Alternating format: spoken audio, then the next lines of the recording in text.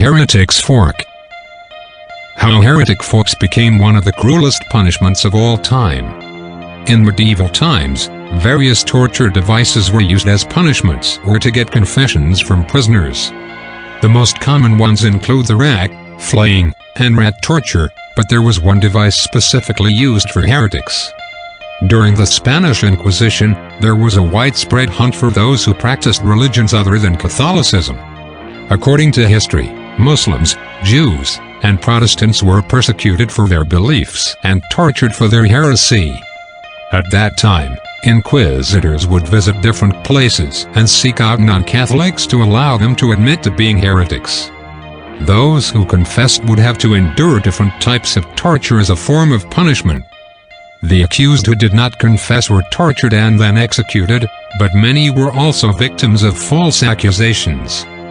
Abuse of power was common in those days, and even some of those who confessed to being heretics were executed via burning at the stake or other means.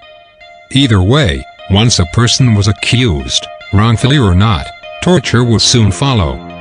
This torture device consists of a metal piece with two opposing bi-pronged forks attached to a strap. One end of the device was pushed under the victim's chin while the other goes against the sternum. The victim is then hung from the ceiling and the strap was used to secure the heretic fork around the neck of the victim. If the victim's head dropped, the prongs would pierce the chest and throat.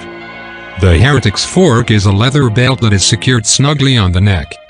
Attached to it are two sharp prongs, with one pointing to the wearer's throat and the other pointing just above the sternum.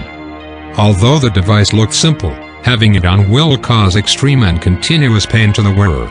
Per torture museum.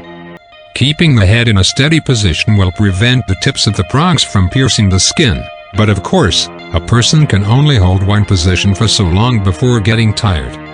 It is said that those who wore the heretic's fork threw their heads back to the skies, as if looking up at the heavens to avoid being pierced by the sharp ends of the prongs. But the lengths of its prongs were made in such a way that those who resorted to killing themselves rather than enduring the torture wouldn't die immediately. Instead, once they were pierced, they would go through a long tortuous death by bleeding out of their wounds.